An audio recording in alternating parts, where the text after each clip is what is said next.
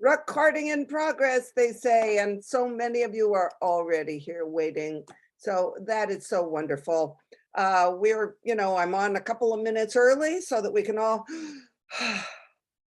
take a deep breath and be happy that we are here together to celebrate some holiday decorations and container ideas. I'm going to give you a lot of information and inspiration tonight. So I'm so glad that you have joined me.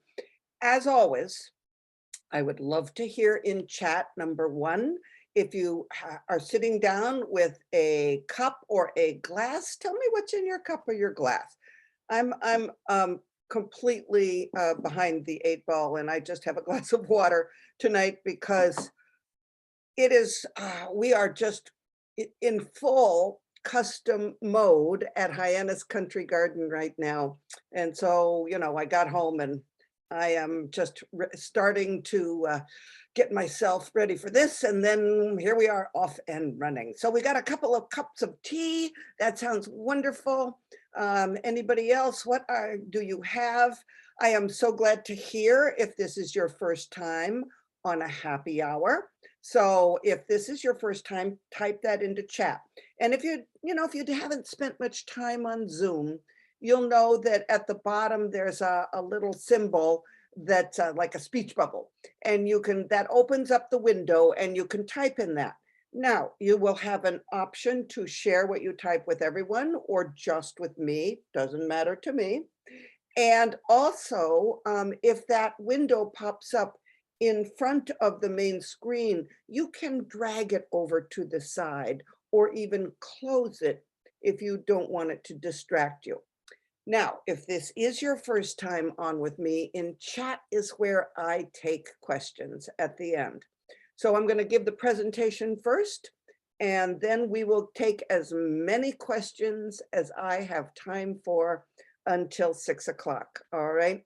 If you are watching us on Facebook Live, you can put questions in the comments section and I will answer them either later this evening or tomorrow. All right, they will be answered, but it's too difficult for me to both monitor chat in Zoom and monitor chat in the comments on Facebook. So know that if you put a question in the comments on Facebook, I will get to it for sure. All right.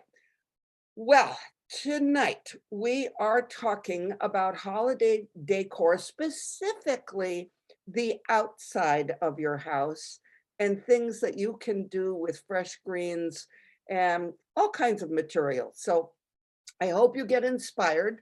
Number one, if you want to remember something that's on the screen, first of all, you can shoot it with your cell phone. If you want to take a picture with your cell, you can save a screenshot on your computer if you want to do it that way on a screenshot. Or know that the recording of this presentation, first of all, is on Facebook. A little later tonight, the recording will be there so you can come back and look at it again. And in a day or two, it will be on the Hyannis Country Garden events page, because at the bottom of the page, we have recordings to past happy hours and various events. So know that you always have access back to it. And if you want to tell somebody else to watch it, please do that. Okay, so how we're working it now is I'm going to go to share my screen and we're going to go through the presentation. Then when we come back, I am going to answer your questions in chat, as many as we have time for until 6 o'clock. Okay, and here we are. We are talking about holiday. Oh, no, let me get back to where we're talking here. I just somehow got rid of it myself. Hold on. I often say, I'm going to stop my share and come back to it. Sorry. All right, let's do this again. I often say to you that technology is a great deal like the garden. You make a plan and then you deal with what has happened. And right now I am dealing with what has happened. Nope, nope, nope. Hang on a minute. Hang on a minute. Okay, now let me just get out of that. Then let me open this up again. Oh, goodness. All right. And then let me go back to share screen. Ah, been a long day, but a good day. A good day. We're having such a great time back in the customs department. All right. And we're doing a lot of the things that I'm going to be showing you here. Okay. Play slideshow. Now we are back with holiday decoration ideas for your porch, patio, and home. And, a lot of these are things that do for our customers at Country Garden. And here is the first thing you need to know, which is some basic tools and supplies. And this is what I've got in my florist closet at all times. I've got some Oasis floral foam. That's the kind that you soak in water and it holds water, not the hard styrofoam. You want the green stuff that says Oasis on it. All right. You want some waterproof tape, and that can either be clear or green. You will see in some of these slides me using some green waterproof tape. Doesn't matter whether it's clear or green. If it's waterproof tape, it's going to be your best friend. And I will talk to you about why in a little while. You want some wire, either some cut pieces of wire or a spool of wire. Wilt proof is always a good thing because you can spray wilt proof on your greens and they will last longer and stay fresher outside. This is particularly true for greens that are going to be in a lot of sun. So you might want to consider that. And many people also spray wilt proof on their trees before they bring their Christmas tree in the house. You'll want a knife, and that is to cut the Oasis. You'll want some scissors and pruners and wire cutters. And that's basically it.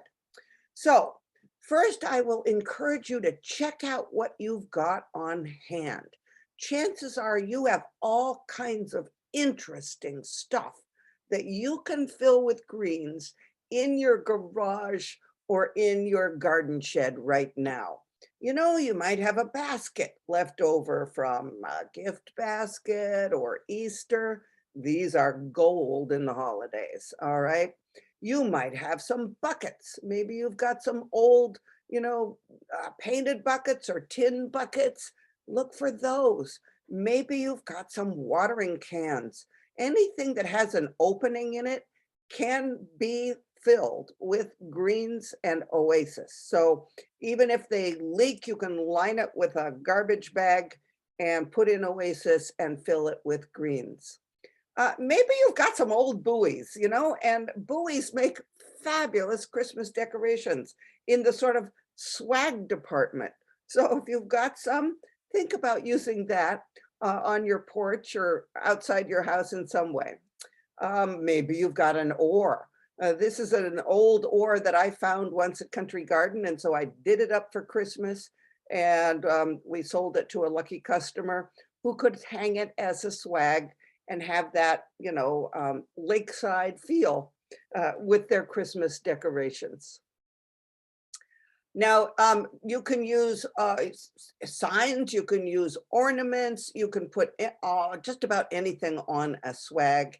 And swags are made by piling up an assorted greens, fastening at the top with a wire, and then you can put whatever cones or other ornaments that you have and a ribbon, and you've got a fantastic Christmas decoration. You can even use your swags to feed the birds. You can put a suet cage on your swag and hang it up, and you've got 2 for 1. You've got a holiday decoration and you've got a bird feeder. And whether you use that for suet or whether you use it for a cake of seed that fits in these holders, doesn't matter, but that's a way that you can do both, feed the birds and decorate. You might have a crate.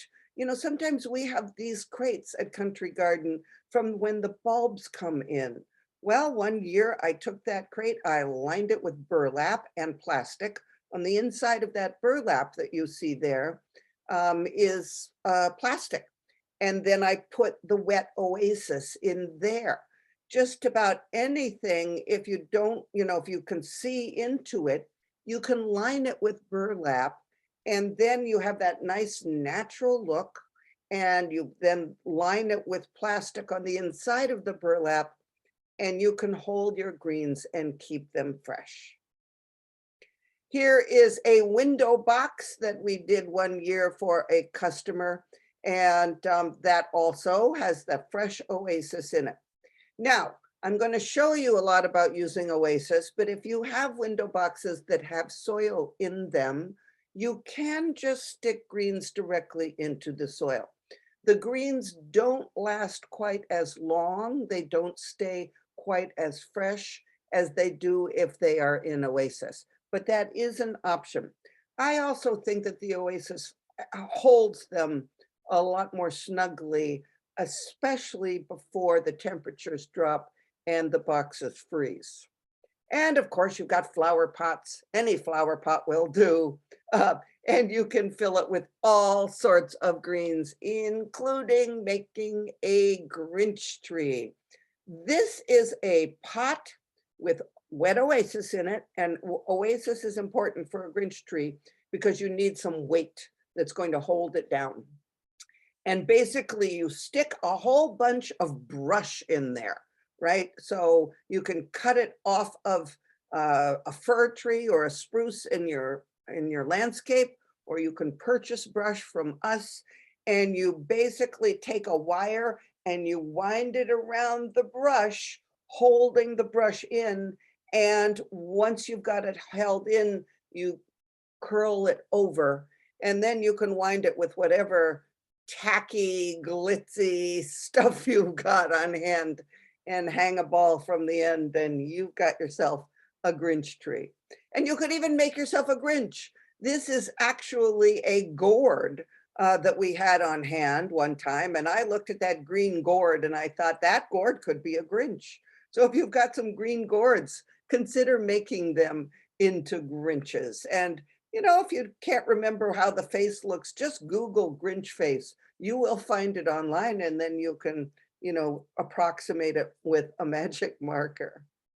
So you want to be able always, I think, to combine greens that you cut from your yard with those that you have purchased. Now, if you can't cut any from your yard, by all means, come into the garden center. We've got a whole greens tent out in front with all kinds of greens. And not only the things like white pine that you might have in your yard, but greens that you don't have as well, like the sapphire cedar here on the right, excuse me, that's got kind of a nice blue color, and the shore pine, which is really kind of a hefty and more coarse needles that looks beautiful in arrangements. And there's all kinds of fir and white pine and balsam and just about anything that you can imagine. But you probably have a lot in your yard as well. This is what I cut out of my yard one time when I was making a few projects, including containers. And from the cryptomeria, which is right here, that's cryptomeria, to the Vanderwolf pine, which is a white pine-like tree that's got blue needles. This is male skimmia, variegated boxwood, green giant arborvitae, normal white pine. We've got eastern red cedar here. We've got osmanthus, variegated osmanthus. We've got the regular green boxwood or Japanese holly. And we've got the gold mop chamaecyparis, and then this in the middle is a regular blue holly.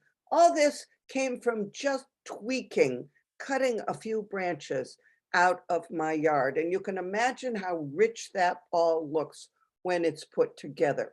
So if you are, by the way, planting new plants this spring, consider what their needles look like, so that you can, have things to cut for years to come out of your yard. And this is a Dorothy Wyckoff Pieris, which many people call Andromeda. And right now they have the flower buds for next year. These are gorgeous in arrangements. So if you've got an Andromeda, be sure and cut some of that to go in your containers. So no matter what you are choosing, look for a variety. You want at least 3 different greens in an arrangement. You know, 5 also great, but you want different colors and textures of foliage. And that's what makes a real rich arrangement. And then here you can see this is an arrangement with, and these are all greens that we have at the garden center. We've got the blueberry juniper that has really blue, big light blueberries, bigger berries than our native Juniperus virginiana here, but gorgeous. And then this ferny thing is the Port Orford cedar, and we've got some white pine in there, and then of course boxwood. So a mix is a great thing. Now we're going to start off with how we fill pots and we make bird bath toppers or urn toppers or pot toppers in the garden center. This is a pot that was filled last year. It was one of these bowls and I filled it with a combination of greens and artificial fruit, just to give you an idea of something that you can do. This also has those beautiful lotus pods in it. And I think the lotus pods are particularly attractive because they're dark and they work very well if you're going for a seaside theme as well. This is a bird bath topper that I made for my porch a few years ago. And I used both some artificial orange slices and artificial red berries, and then the variety of the greens. Well, when we had a light dusting of snow, this is what happened. And in fact, I sent a picture of this with a light dusting of snow to Cape Cod Life magazine. And when they published it, they said that I had coated it with artificial snow. Shame on them. Because look at the chair in the foreground. That's also dusted, isn't it? I would not have coated that with artificial snow. So this is the real deal. This is the real deal. Here's another bird bath topper, and I'm going to show you how to make these. So this is another bird bath topper. In this one, I put lights in there. You can see there's a string of lights in here. There are seashells in here, and there's a bird's nest in here. So you can use all kinds of materials from cones to seashells. In here, I've got some lavender from my lavender plant, as well as the other assorted greens and some feathers. So, you know, be creative. The sky's the limit with your ingredients. And here's how you make them. We start off with some rigid plastic saucers. And the reason we use rigid plastic saucers is severalfold. First of all, they give a really good base, okay? And I think if you use something that's more flimsy, you might get in trouble with that. So that's number one. Number two, we know our customers are going to pick these up and take them home. So we want them to be sturdy, right? But so you need a saucer of some sort. And we use the plain saucers like you put underneath pots, and 2 blocks of Oasis. You cut the corners off the Oasis. And by the way, you want to soak Oasis for a good half an hour before you use it, okay? So plan ahead before you go out and cut your greens, put that Oasis in a bowl to soak filled with water and let it get really well hydrated. Then you cut the corners off so that the 2 blocks fit in that saucer. And the next thing you do is you put some waterproof tape over it to hold those blocks in. Don't skip this step because if you do, a wind will come along and it'll blow that arrangement and it'll tip the whole thing, Oasis and branches and everything, right out of the saucer onto the ground. You want it taped into the saucer. And of course, we want them taped into the saucer because if a customer buys one, we don't want it falling out when they carry it out to their car. So strips of waterproof tape, very important. Now with this topper, I was using some birch sticks, okay? We have these thin birch poles. These I cut so that they're a little shorter, and you put those in first. If you're using thin twigs, like the white branches or the red, you don't have to put them in first. But if you're using something thick, like these birch branches, you want to put them in right away so that they're going to be securely held. And then after you get that done, you start putting in your greens. Now, I'll give you a little hint from somebody who does these all day. And that is, start out by cutting some of your greens all the same length. In this case, it was white pine that I was starting with. This white pine is a little wet. It was probably raining that day, so it's a little stuck together, but it will fluff out.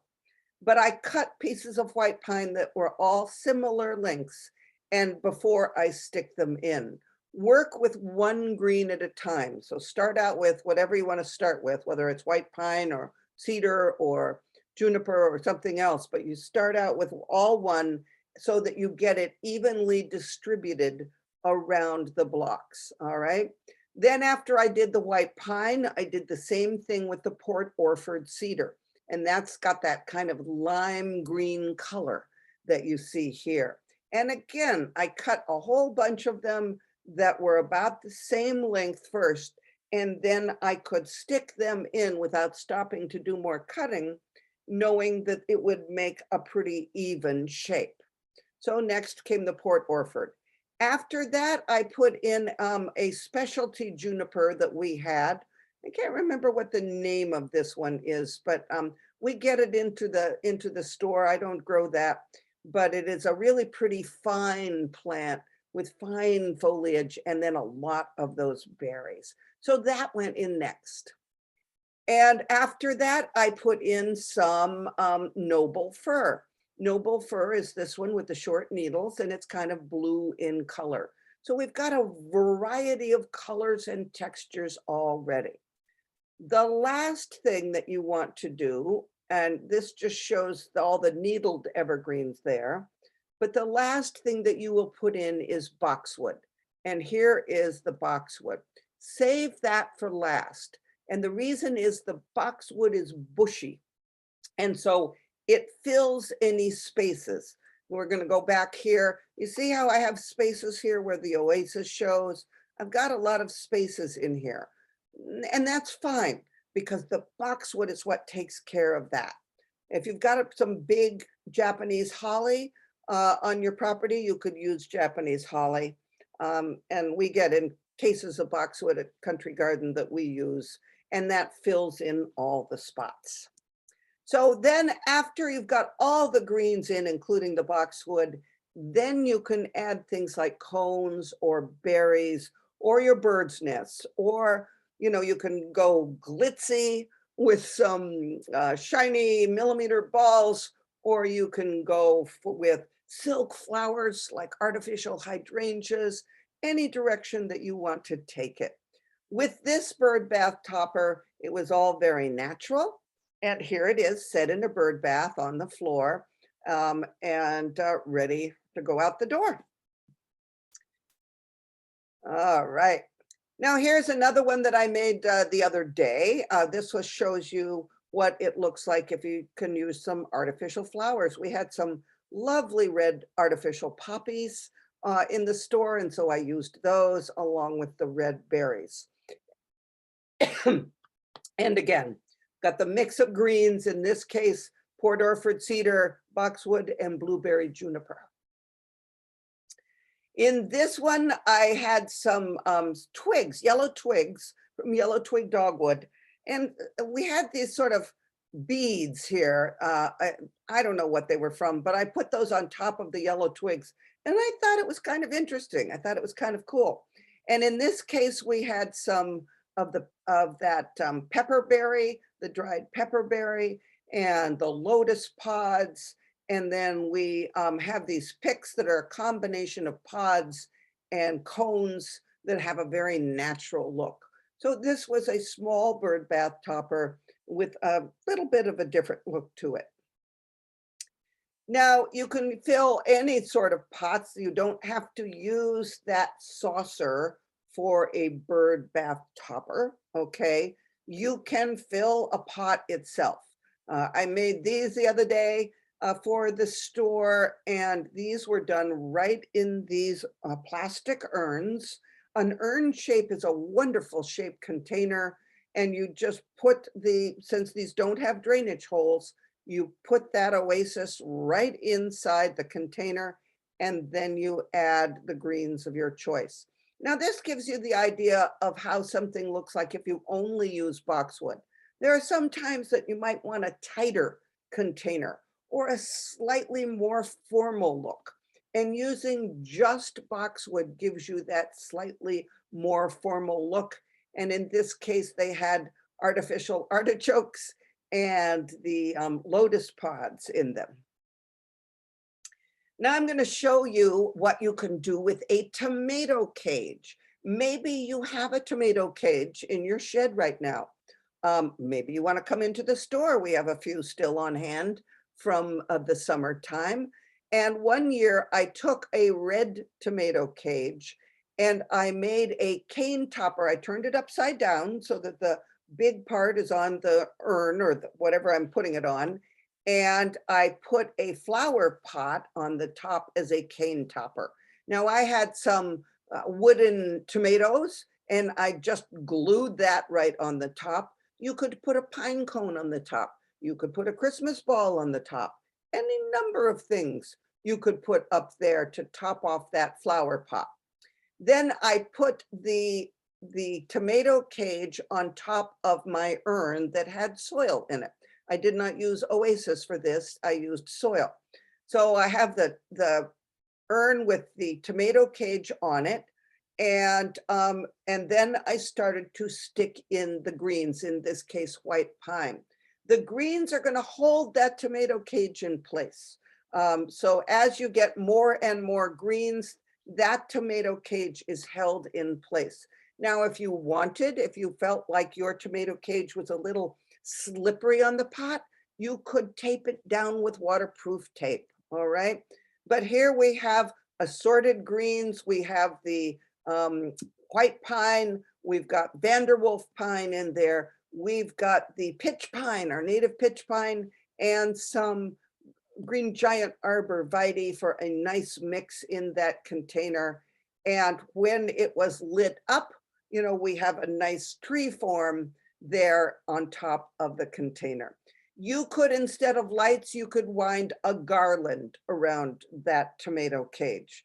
So think about tomato cages for, adding a different element that's not too heavy, but especially pretty with lights.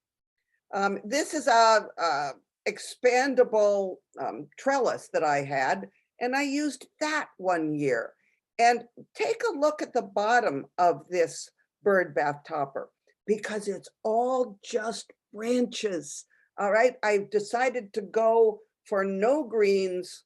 There's some random branches that have the lichen on them in there, but I just went with branches and an obelisk and the lights. And so you can do that as well. Now, this is something that I was playing around with today at Country Garden. We have these wonderful bent bamboo trellises. And these are great for growing small vines up. They're great for putting and then wrapping something around to discourage animals from getting at your new plants. They're good for supports for leaning plants, and you can use them in pots outside for holiday decor. So this is what I did today. I took a plastic pot. I like some of these nice dark gray ones, but you could have any color you wanted or pot you had on hand. Then I inverted an empty plastic pot, an old plastic pot that we had, to hold the tray of Oasis up. So that went in the bottom of my main container. And then I put in the liner that holds the Oasis and keeps the water in. All right. So there is the liner with the pot. And here I have put in the blocks of Oasis, the wet Oasis, and tape it in with waterproof tape. Don't forget to tape it in with waterproof tape. You'll be glad you did. Then I put in the bamboo. and I put it so that they were in the middle, crossed up at the top. And then I start to put in the greens, just like you saw on my last one with the tomato cage, in this case, white pine. And here it is filled with white pine. And then I put in some Port Orford cedar. And again, cutting all the branches kind of the same length before you start sticking them in is a very efficient way to do it so that the container comes out evenly. And here we have the boxwood that has gone in. So I've got the 3 greens here, the white pine, Port Orford cedar, and boxwood. Now I am going to decorate this pot with pine cones and some artificial berries. And because I want them to stay in, I'm going to use these wired picks to hold them in. We have small bundles of these wired picks. They're not expensive and they come in handy for something like this because it really gets into the oasis and holds the decor in place. I am also going to use these 3 artificial sprays of juniper. And these are really amazing because they look real. They look real, but they're plastic. I'm using those, and I'm using some jingle bells that we also have in the store. And I'm going to put at the top where those are crisscrossed, I'm going to first tape. I first held the bamboo in place with waterproof tape, and then I held the 3 artificial junipers in place at the top with artificial tape. I mean, waterproof tape, sorry. And then I tied the jingle bells so that they hang down. And finally, I cover up the artificial tape and all with some ribbon, some loops of ribbon at the top. And here is that container. So we've got the container with the fresh greens with oasis. We've got some height to it that's a little bit different from the standard white branches or red branches, right? And we've got the beautiful jingle bells. You could put any sort of bell in there, would be lovely. You could wind lights up that bamboo. You could, wind a garland up that bamboo. You could hang some starfish in the middle if you want to go with a seaside theme. So use your imagination and create something wonderful. This is the trough, a metal trough that I had on my back deck last year. And this went the seaside direction with starfish and lotus pods and the mixed greens. And I love these metal troughs. They are just very handsome.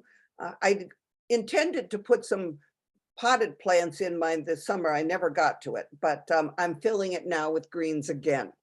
Here is a metal trough that we have in the store right now that is filled with fresh greens and some beautiful artificial leaves that have a nice seaside look to them.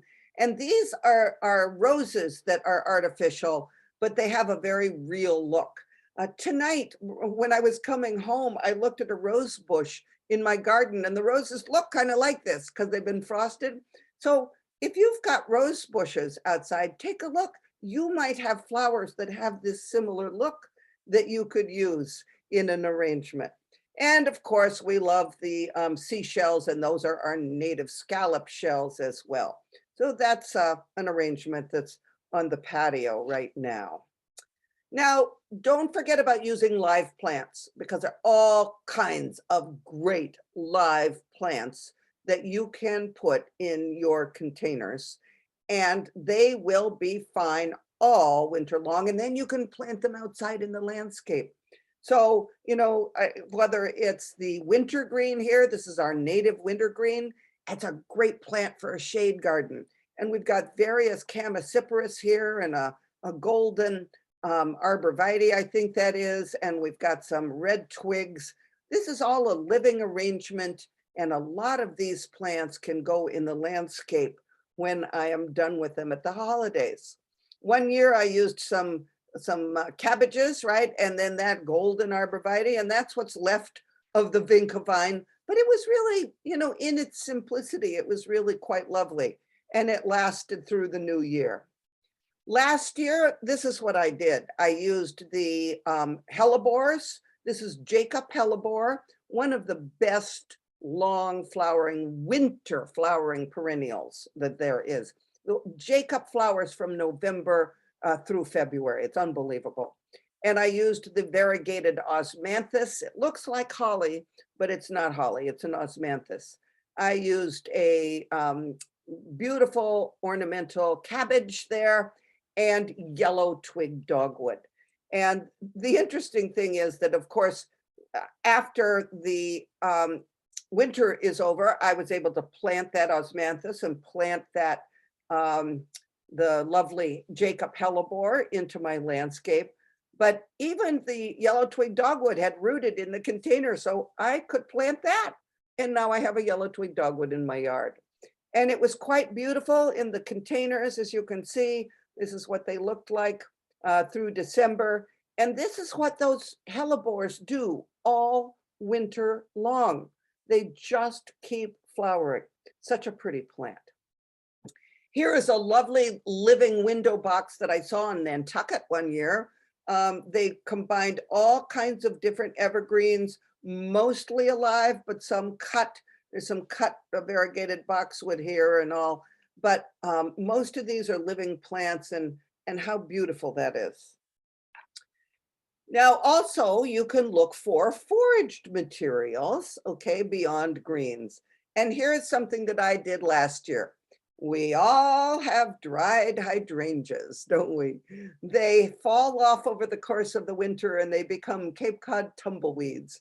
Well, I took a whole bunch of dried hydrangeas and I massed them in these boxes. And by the way, in these boxes, I have tulip bulbs planted for next spring. But I just stuffed the boxes filled with dried hydrangeas and I put digital tea lights in there. And you know, you light up those digital tea lights and they kind of flicker. They look like real candles. Of course, you can't use real candles because it would burn up the hydrangeas. But they were really actually spectacular into the winter time. So, you know, think about using your hydrangea flowers. Most of us have tons of sticks that are filled with lichen. And one winter, I piled all these lichen sticks into a metal tub. Then I took some glass garland, or you could use berry garland, you could use whatever you have on hand, but I had this glass bead garland and I wound it into those sticks, and then I added a bow, and that was my decoration out on my deck for that season. So lichen covered sticks are amazing in your containers. If you've got them already in your yard, by all means use them for your decor. Now I want to tell you just briefly about workshop week at Hyannis Country Garden. It is not this coming week, it is the following week. And we've got so many great projects. So I want you to be sure and check it out. One of the projects we have is called a Christmas cup of tea. All right. And what it is you bring in a teapot, okay? Maybe it's your grandmother's teapot. Maybe it's your mom's teapot. Maybe it's a teapot that you bought at a consignment store. And we will help you make an arrangement in that teapot in Oasis that suits the character of the teapot. So you can see this blue and white teapot that belonged to my mother-in-law. We've got blue flowers and blueberries and white shells in there. And this vintage teapot, I went with kind of a vintage fruit theme with variegated boxwood. And this Asian style teapot, I went with that Asian feel of pink silk flowers and gold. We've got all kinds of materials that you can work with at Country Garden. And so this on Monday, December 12th at 2 o'clock, bring in a teapot and we'll help you create something that will last for a good 3-4 weeks, as long as you keep it watered, and you can put that on your kitchen table or on your kitchen counter. On the 13th at both 2 and 6 o'clock, we're going to be making a Cherished at Christmas swag. Now, what you want to bring in for this are copies of original photos. Don't bring in the original photos. We will not laminate an original photo for you, okay? But go to Staples and have color copies made and bring in the copies no larger than 3 by 5, all right? Then we will help you create an artificial swag. This is all done with artificial greens so that it will last for years, okay? And then we will laminate the picture for you and we'll punch holes in it and you'll tie the pictures on your swag and you will have a swag that shows your loved ones and people from your family. And again, it will last for years to come. Now you can't hang this outside, however, in the sunlight because that will fade the copies. So this is an indoor swag.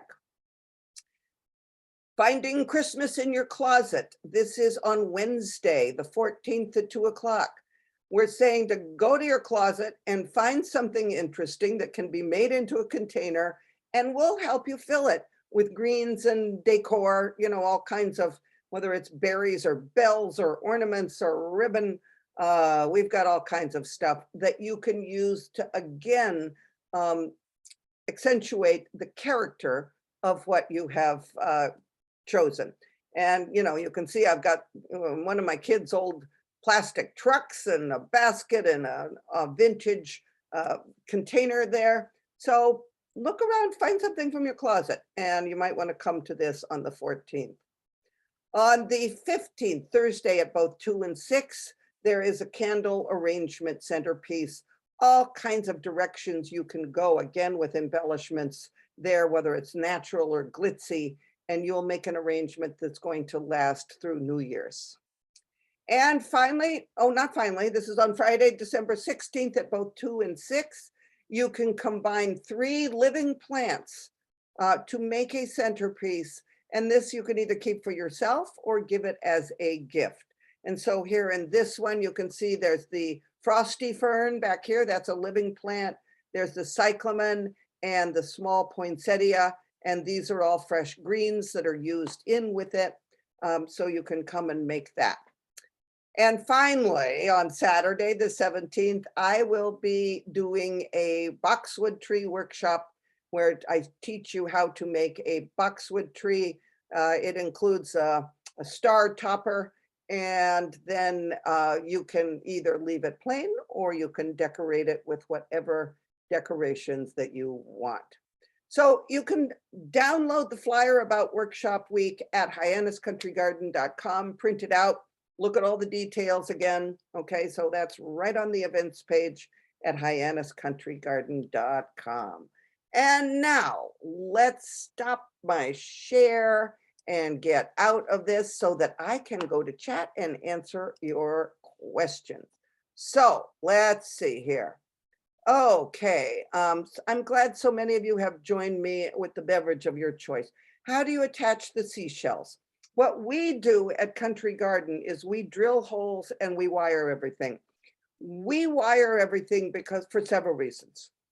Number one, if you hot glue doesn't always hold in cold temperatures. And so once the temperatures get cold, the hot glue things may fall off. So that's number one. Number two, we wire things because a lot of our customers choose to save what's on their wreaths or their pots from year to year. And many of our customers will bring back the seashells or the berries or the cones, and we will use them again. And we love it when people recycle like that. So that's another reason that we wire. If you buy starfish from us, they're already drilled. So you can, come in and get some starfish and they're already drilled. And it's not hard to drill things like the scallop shells. It's very hard to drill oyster shells, and clams are particularly difficult. So there we go. So that's how we attach the seashells. You could, if you wanted to try doing the hot glue, that's fine. Somebody asked, what water do I live on? I live on Lawrence Pond in Sandwich. So that is a lake, yes, indeed. If you use a clear glass container, how do you camouflage the oasis and the stems? You would line the container with something first. Now, you could take that oasis block and before you put it in the container, you could put foil over it, colored foil, right? You could put cloth of some sort. Sometimes florists put big leaves So some large leaves, you could do it with that. You could do it with, just about anything that's going to form around the oasis for you putting it into the clear container. What gauge wire do you use? We use 24 gauge wire when it's cut wire. And if it's the spool of wire, it's the standard spool of wire. And I think that's 24 gauge. And it's just plain craft wire. That's all. It's not galvanized or anything. You can buy at craft stores various color wires. We just use the green one. Off topic, what is the name of the pink colored daisy that blooms at the same time as Montauk daisies? First of all, if it has to do with plants in the happy hour, nothing is off topic. All right, you can ask whatever plant questions you want until 6 o'clock and I'm here to answer them. So that is one of my favorite perennial plants and it's called Sheffield pink dendranthema. If you just remember Sheffield pink, that's what it is, like Sheffield, Massachusetts, Sheffield pink dendranthema. And it's a very reliable, what used to be called a chrysanthemum, and the botanists changed the name. But it's a very reliable perennial, spreads a little bit from year to year, but not in an obnoxious way. And it has that beautiful, clear, peachy pink color flowers. So yeah, in fact, I love those more than I love Montauk daisies. I love magnolia leaves, but will rhododendron leaves work in arrangements? Yes, rhododendron leaves. And there are rhododendrons that have that brown underside of the leaves, just like magnolia leaves do, the southern magnolia. So rhododendrons are great. If you have an autoleucon cherry laurel or a skip laurel, those are amazing in arrangements because they're very dark green and they're shiny. And they're fairly large. So autoleucon cherry laurel and skip laurel are wonderful to use in your arrangements. And you can use the PJM rhododendrons too, which are starting to turn kind of a reddish, purplish green in the cold weather. So those are good to put in arrangements. How do we treat holly in arrangements? It doesn't seem to last that long as the greens. First of all, make your arrangements in oasis, not in dirt. Okay, so that's number one. Number two, if your containers or your window boxes are in sun, spray them with wilt proof. So wet oasis and wilt proof, the keys to all broadleaf evergreens lasting longer in your arrangements. And that's true even of if you're using the southern magnolia leaves. If you spray them with wilt proof and you put them in oasis, they will last longer. What is the name of that beautiful winter hellebore? It is Jacob, J-A-C-O-B. It is in the gold collection of hellebores. It is one of the earliest flowering of the what we call Christmas rose. Hellebores, that variety of Christmas rose, Helleborus niger, is Jacob, and it is a gold collection, and Jacob is known for flowering earlier than a lot of the Helleborus niger. Do you need to water the outdoor arrangements? If it rains once a week, no. If it doesn't rain once a week, they will last longer if you water them, particularly if you have oasis. Also, the oasis, when it's really saturated, is heavy, and that helps keep everything in place. And so I would just keep track of rainfall. Usually at this time of year, it's raining about once a week, but I would just keep track of it. And if it hasn't rained, give them a good soaking with your watering can. Okay, does anybody have any other questions? Whether it is about the arrangements or something else, do type it into chat and we will answer, because we've got a little bit of time, and I'm just going to take a sip of water.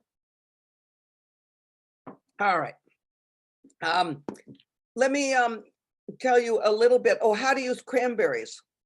Cranberries can be used in several ways. First of all, if you've got a clear glass container and you want to put greens in the clear glass container without oasis, you can fill it first with cranberries and then stick the greens in that container with the cranberries showing through. So that looks good. Of course, you can string cranberries.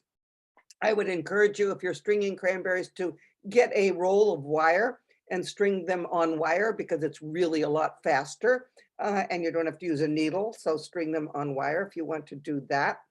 Um, excuse me. Let's see, what else could you do with cranberries?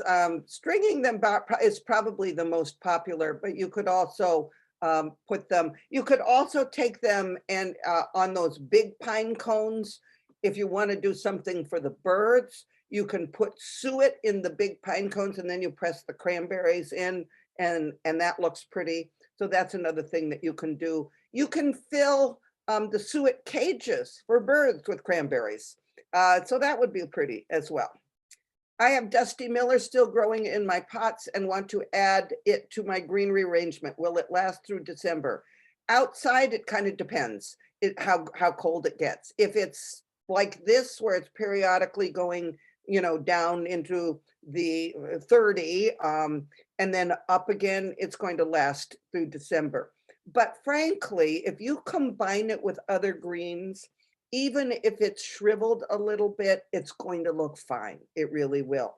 Now, it will last longer if you are leaving it with a root system in the soil, right? But on the other hand, if you're poking the greens into the soil, your greens might dry up faster if they are in the soil rather than in oasis. If you want to put it in oasis, then cut the Dusty Miller sprigs off and stick them in oasis, and the oasis will keep them hydrated. But, even as plants kind of shrivel a little bit, they really look great. And as I say, I've got shriveled roses out of my garden. I'm going to pick those and use those in my container. My Montauk daisies never flower. They get plenty of sun. Any suggestions?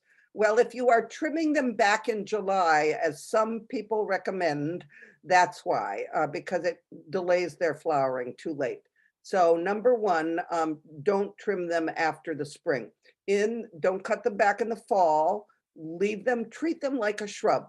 Leave them in the ground in the fall and the stems in the fall. Then come spring, you cut off the tops that are dead, but you leave the other stems that are at that point budded. And by spring, I mean late March, early April. Then they should flower for you, okay? But never shear them after the springtime because that will delay it later and later. And somehow the rumor got started to shear these plants on the 4th of July, and that was a bad suggestion. When I brought my Mayor lemon in from summer camp, it flowered and is producing fruit. What is the best way to care for it now? Keep it in a sunny window, all right? Once a month, give it a little citrus tone fertilizer. Get some citrus tone, which is one of the Espoma products, especially for citrus. The citrus trees are one of the exceptions to the rule that we don't usually fertilize houseplants in November, December, and January, right? Normally we let houseplants rest then, not citrus trees. Citrus trees can use a little fertilizer once a month, all right? Whether it's citrus tone or another organic, so do that. Number two, keep them evenly moist. These plants don't like to dry up so much, not sopping wet, but evenly moist. When you water it, water the whole pot well, let it go into a big saucer at the bottom, let it sit in the water for an hour or two, and then, blot the excess water out with a towel. And it will lose some leaves later on. Keep an eye out on citrus plants for scale and whitefly and mealybug. They are prone to all of those inside, and you're going to want to jump on it with insecticidal soap or neem max very quickly. But they will lose foliage later on. Just accept that and don't worry about it. And it is very common on these plants for the fruit to take almost 9 months to form and ripen. So when you put it outside again next year, don't put it right into the hot sun. It'll scald the fruit that's on it now. So next summer, when you put it back out for summer camp, first in part shade and then gradually move it into the sun. I'm going to arrange on a large galvanized bucket planted with tulips. Great idea. How long can I leave the arrangement in place? You can certainly leave it through January and in probably early February. Sometime usually toward the end of February, you may see tulips poking up, depending on the temperatures. So, and you want to see that because that's part of the thrill of planting bulbs in containers outside, is watching the whole process, watching the tips of them appear, right? And then grow and eventually bloom. If you use spray paint to color leaves gold or silver, are there better leaves to use and what would you recommend? Well, you could use just about anything, but the shinier leaves may not hold the paint as well. So if you want to, if you want to spray paint rhododendron leaves, that would probably be pretty good. I think probably the shiny holly leaves would not hold it quite as well. So I'd look for some evergreen leaves that aren't real shiny. Fill a bowl with water, put a pillar candle in the middle and float cranberries in the water. That's right. Or use a floating candle. That's right. A few of my hydrangeas lost all of their leaves during the drought. What are your thoughts about what will survive and what will not survive the severe drought we experienced? Well, we don't know what's going to happen with those plants that didn't get any water. And at this point, the percentage play is don't cut them back at all, right? In fact, that's for blue hydrangeas, that is good advice, never cut them back. But wait until May. Mid-May toward the end of May, depending on how warm the spring is.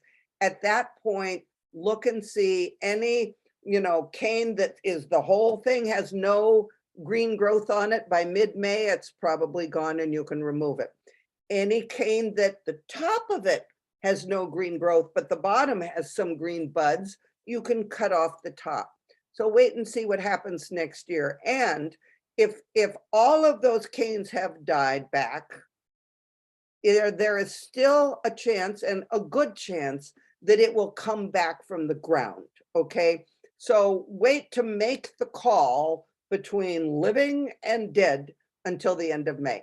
If you don't see any new growth coming up from the ground and there are no buds, green buds on the canes, if you don't see that by the end of the May, then you can say goodbye and know that it was a casualty of drought. All right, how often do you need to water indoor arrangements? I would water an indoor arrangement in Oasis every 3 days, every 3 or 4 days. That will keep it really well hydrated. If you forget and go for 5 days, that's fine, but every 3 to 4 days is our recommendation because particularly when our heat is coming on at this time of year, right, those things dry out quickly. If I cut some rhododendron branches, will the leaves stay open when it gets below freezing? No, if it goes much below freezing, you know how rhododendrons sometimes curl. So if they're in Oasis, they have a better chance of not curling. But it's not just below freezing, it's more into the 20s and the lower, the mid 20s and below, that those rhodie leaves start to curl. They usually don't curl if it's just going down to 30. So, and usually here on the Cape, it doesn't get that cold in December. It's January when those cold temperatures hit. Any advice for olive trees? Water them well when you water them. Keep them in the sunniest window that you have and expect them to drop leaves. I've got 3 olive trees in my guest room right now. They're dropping leaves like crazy. But your goal is to just keep them alive until next year when you put them outside and they will spring to life. And you want a sunniest window that you've got, water them thoroughly when you water them. These are not put in the garage and forget about them kind of plants. You have to have them inside. If I brought in my mandevilla for winter, how do I care for it? In front of a sunny window, no fertilizer, water it regularly about once a week. It will go through a vining stage, that's fine. Just know that without manipulating hours of daylight, your mandevilla that you've overwintered in a home is not likely to come into flower until August. So just know that. Um, what is the correct way to water Christmas cactus? You water it the correct way to water any plant is water it really thoroughly when you water it, and then wait to water it again till the soil is dry. Don't give it a little bit constantly. That doesn't keep the roots alive. Don't keep it constantly wet.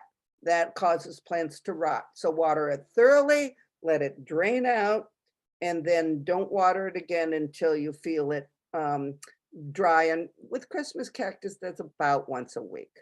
How do you treat a sick lemon tree?